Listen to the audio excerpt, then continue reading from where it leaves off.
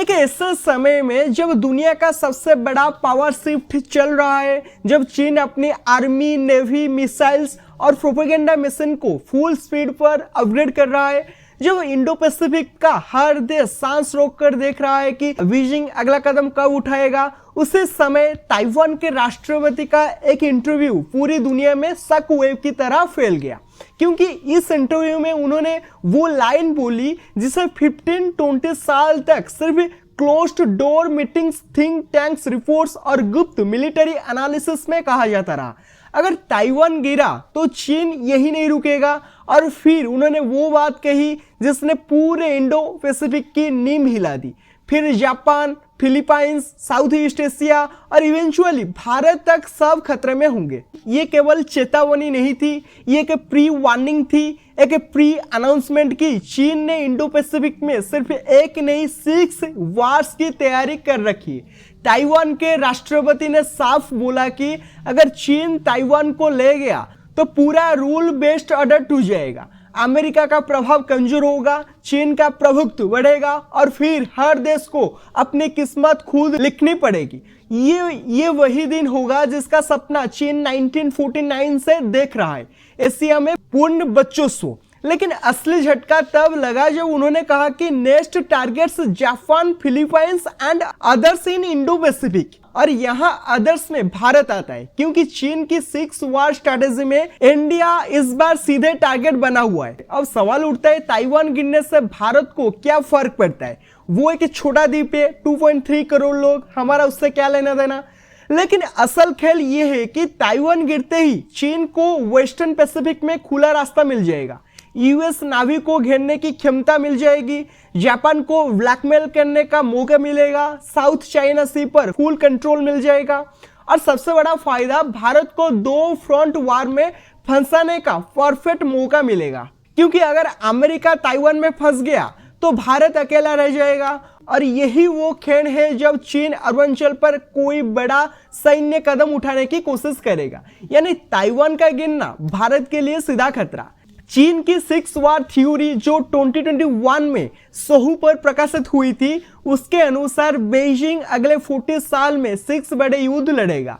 पहला ताइवान, दूसरा south China सी, तीसरा भारत के अरुणाचल, चौथा जापान से सेनकाकू, पांचवा आउटर मंगोलिया और छठा रूस के साथ लड़ाई। अगर किसी को लगता है कि ये कोई रैंडम फ्यूचर फंटासी है, तो याद रखना चाहिए कि चीन अपनी हर रणनीति देशों को आगे सोचकर बनाता है। उनके पास पेशेंस है, टाइमिंग है और साइकोलॉजिकल वॉरफेयर का मास्टर लेवल अनुभव है। इसीलिए ताइवान प्रेसिडेंट की चेतावनी किसी हवा में तीर की तरह नहीं है। चीन भारत कॉन्फ्लिक्ट टाइमलाइन वर्षों से थिंक टैंकों में चर्चा का विषय है।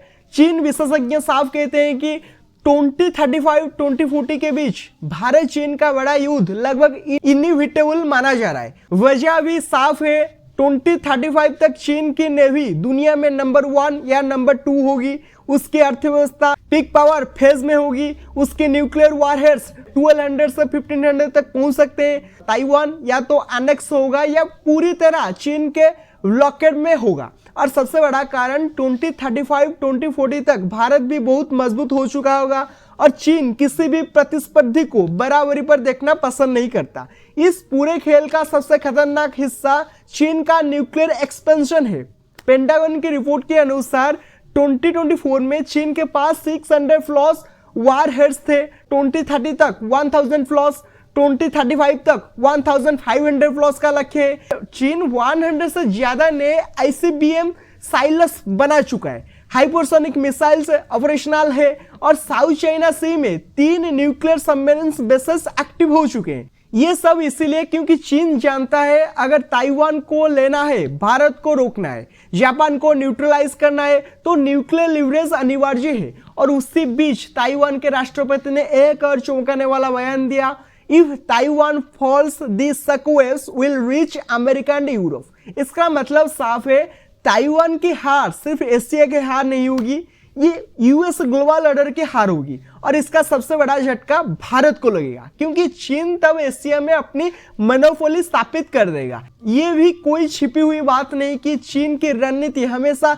यही रही है कि अगर इंडिया स्ट्रांग पड़ता है तो पहले पाकिस्तान को एक्टिवेट करो, कश्मीर में केओस पैदा करो, भारत की आर्मी का फोकस स्प्लिट करो और फिर मौका देखकर अरुणाचल में छोटे छोटे लैंड ग्रैब्स करो।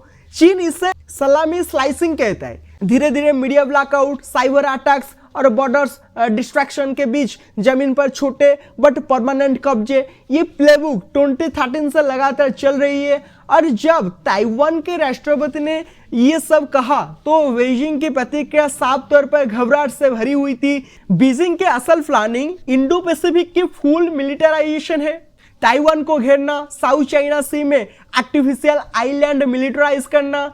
वो हर देश की प्रतिक्रिया का डाटा इकट्ठा कर रहा है। अमेरिका क्या करेगा, जापान कितना सपोर्ट देगा, भारत लॉजिस्टिक देगा या नहीं, ऑस्ट्रेलिया और फिलीपाइंस ग्राउंड पर उतरेंगे या नहीं, ये सब एक रियल जियोपॉलिटिकल मेजरमेंट है, सिर्फ अभ्यास नहीं है। और इस पूरे इक्वेशन में इंडिया ताइवान रिलेशनशिप चीन का सबसे बड़ा नाइटमेयर बन गया है। भारत धीरे धीरे ताइवान के साथ टेक्नोलॉजी, सेमीकंडक्टर्स, साइबर, लेबर और इवन स्ट्रैटेजिक डायलॉग्स को मजबूत कर रहा है, क्योंकि भारत समझ चुका है ताइवान की गिरावट इंडिया पर सीधा खतरा है। इंडिया और ताइवान का नजदीक आना चीन के लिए नाइटमेयर है, जो उसकी 6 वार थ्योरी की टाइमलाइन को बिगाड़ सकता है। अब कहानी का सबसे खतरनाक मोड़ आता है, क्योंकि चीन का असली खतरा सिर्फ उसकी सेना नहीं है, बल्कि उसका माइंडसेट है। वो अभी भी शॉर्ट टर्म विक्टोरीज के पीछे नहीं भागता, वो हमेशा लॉन्ग गेम खेलता है। जहां दूसरे देश चुनाव, अर्थव्यवस्था, सरकार, लोकतंत्र और डोमेस्टिक इश्यूज में फंसे रहते हैं, वहां चीन 30-40 साल का ब्लूप्रिंट बनाकर चलता है। उसने ताइवान के लिए 1949 से इंतजार किया है, साउथ चाइना सी पर 1980 से बिल्डअप शुरू किया था, इंडिया के साथ 1962 के बाद से इंक्रीमेंटल डोमिनेंस मॉडल चलाया हुआ है। इसी माइंडसेट का सबसे नया उदाहरण है इंडो पैसिफिक का भविष्य। चीन को पता है कि 2026 से 2040 तक का विंडो उसके लिए गोल्डन डिकेड्स है।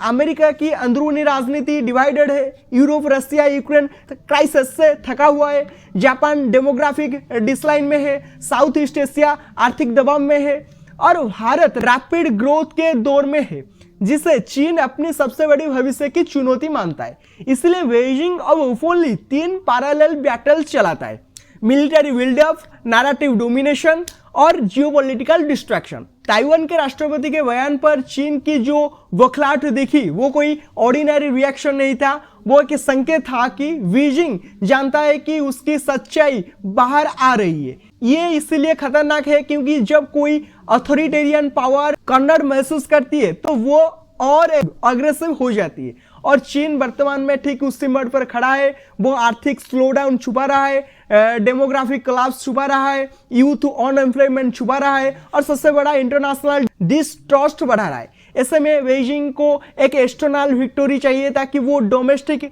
लेजिटिमेसी बचा सके। यही कारण है कि ताइवान उसके लिए एक पॉलिटिकल मोस्ट विन बन चुका है।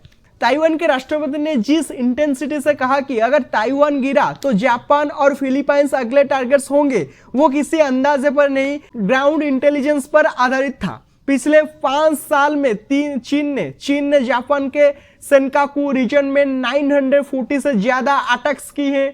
फिलीपाइंस के मैरीटाइम जोन में 450 प्लस बार उसकी नावी घुसी है। साउथ चाइना सी में उसने 7 आर्टिफिशियल आइलैंड मिलिटराइज किए हैं, जिनमें air strips, radar systems, antiship missiles और फाइटर जेट्स हैंगर्स बनाए गए हैं। ये सिर्फ एक्सपेंशन नहीं है, ये फ्यूचर वार स्टेजिंग है, और इन सब के बीच सबसे साइलेंट बट डेंजरस फ्रंट है इंडिया। चीन ने भारत के साथ डायरेक्ट कन्फ्रंटेशन नहीं बढ़ाया है, लेकिन इनडायरेक्ट प्रेशर को लगातार बढ़ाता जा रहा है। अरुणाचल में claim statements, PLA deployment, Doklam जैसे स्टैंड ऑफ्स, ये सब एक बड़े डिजाइन का हिस्सा है। 2035-2040 की टाइमलाइन को लेकर चीन के थिंक टैंक्स इतने कॉन्फिडेंट क्यों हुए? इसके भी पीछे गहरी वजह है।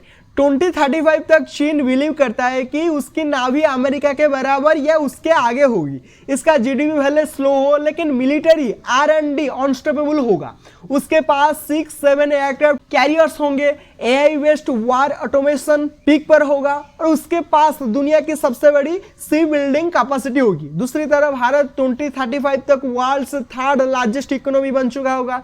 उसके मिलिट्री मॉडर्नाइजेशन रिकॉर्ड स्पीड पर होगी। उसके पास नए fighter jets, new submarines, upgrade mountain crops, hypersonic missiles और स्ट्रॉन्ग सेमीकंडक्टर इकोसिस्टम होगा। यानी दोनों देशों की पावर अपवर्ड ट्रैजेक्टरी पर होगी और हिस्ट्री बताती है कि दो राइजिंग सिविलाइजेशन का टकराव अनिवार्य होता है। इस वीडियो को यही एंड करते हैं। वीडियो पसंद आया है तो वीडियो को लाइक कीजिए, शेयर कीजिए। मैं ऐसे ही डेली जियोपॉलिटिकल एनालिसिस आपको प्रोवाइड करता हूं, तो चैनल को सब्सक्राइब कीजिए। Thank you, have a good day. मिलते हैं नेक्स्ट वीडियो में।